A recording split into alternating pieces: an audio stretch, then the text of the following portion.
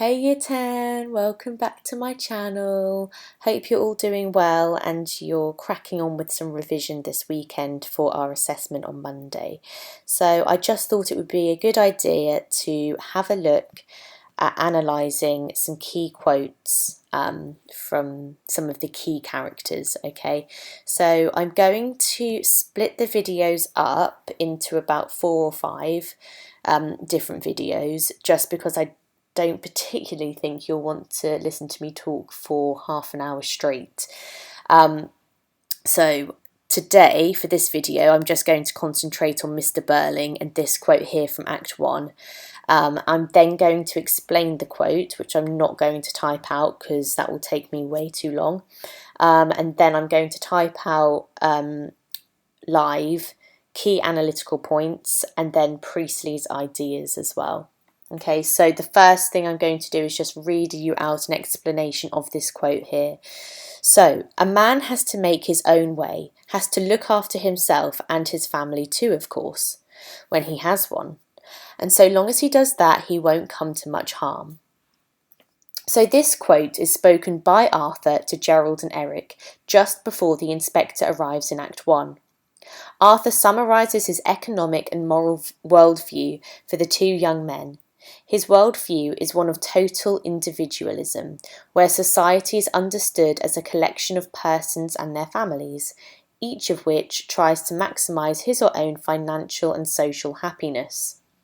It is important to note that Arthur's beliefs are a radical form of capitalist thought. Okay, so he is a complete extreme example of capitalism at its finest. Okay. Arthur seems to have morphed a basic capitalist principle into a moral one. So that just again conveys his arrogance. He's taken capitalism, which is a selfish political viewpoint, and he's morphing it into a moral one. How crazy is that?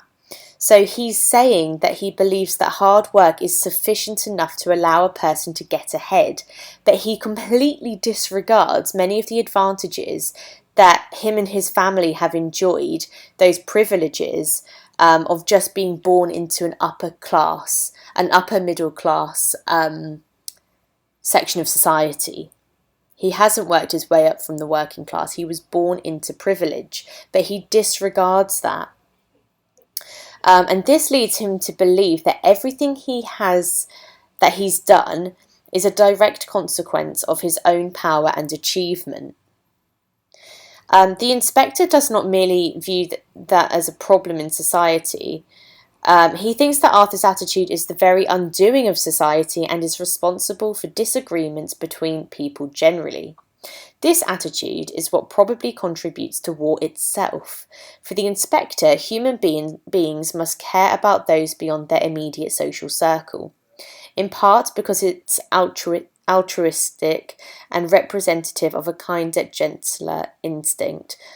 So altruistic, by the way, means selflessness. So it's the complete opposite of selfishness.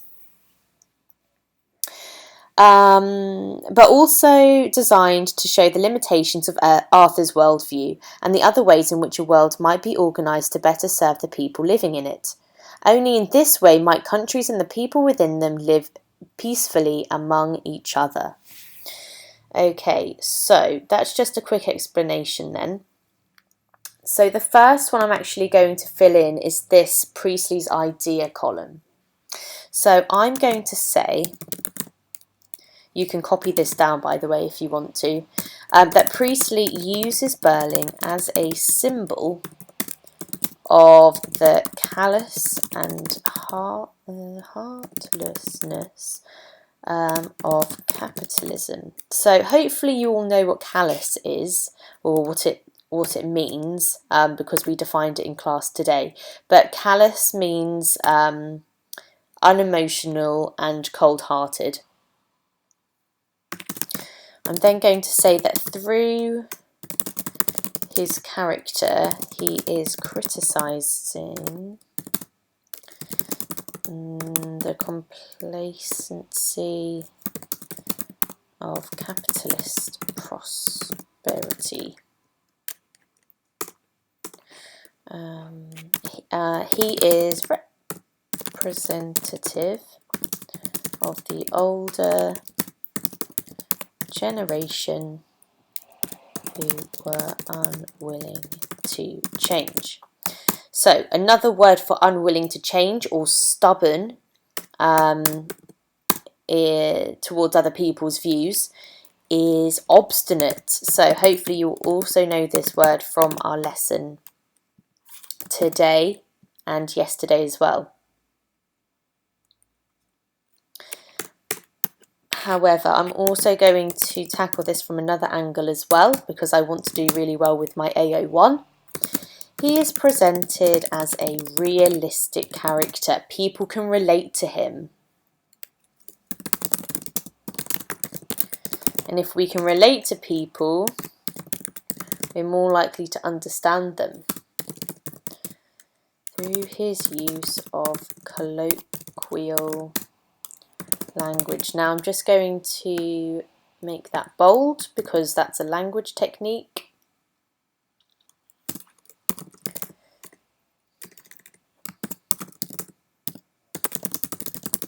So when people were watching this play in 1945, the colloquial or everyday language that Mr Birling used was relatable.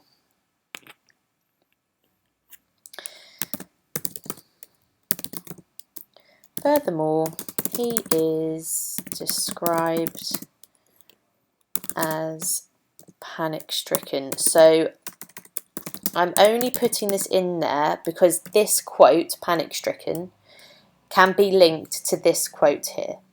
So furthermore, he is described as panic-stricken. This indicates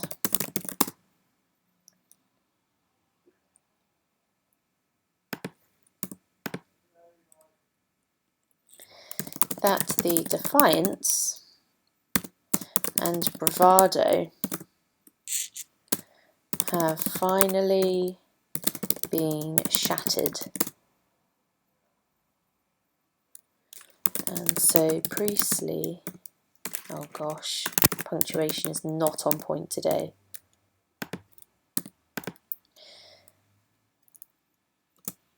It's the audience. See someone who is blindly wrong and never is really in control.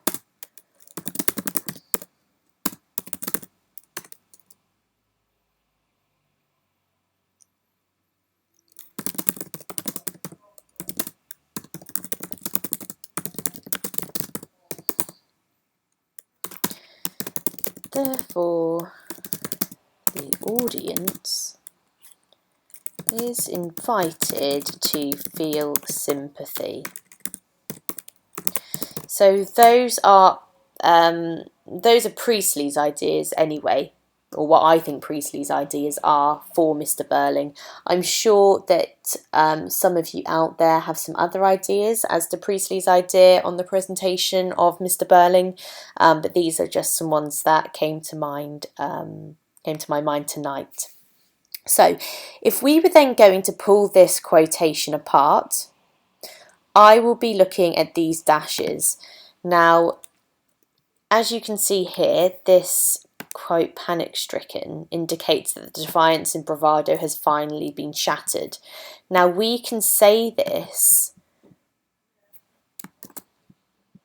because of the structure of this quote here as well. So I'm just going to put the dashes represent Birling's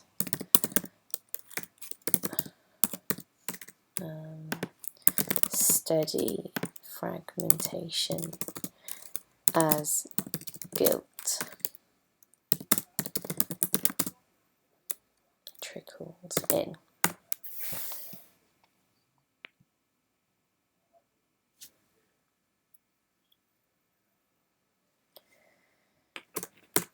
The short sentences.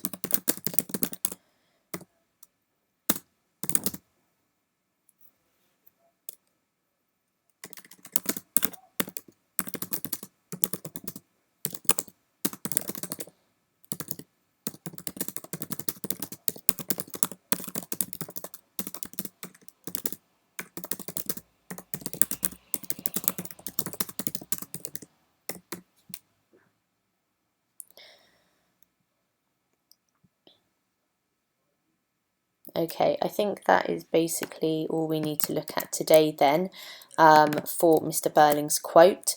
So as you can see, you can say a lot more about the dashes if you want to, linking it to other quotes in the play. There's short sentences to reveal a sense of panic, panic and harm. We've got colloquial language going on as well, and the fact that he can be described as a symbol of the callous and heartlessness of capitalism. Okay, so there's quite a lot of AO2 that's been done for you here. But if you can think of anything else, then please let me know, because I'll be really intrigued to hear it. And I'm sure some of you will have a lot more to say than I have. Okay, so well, thanks for listening to my first video back this half term. As usual, thanks for listening, and do let me know if you've got any questions or whether there are any other videos that you would like me to do. And yeah, we'll go from there. Thanks everyone.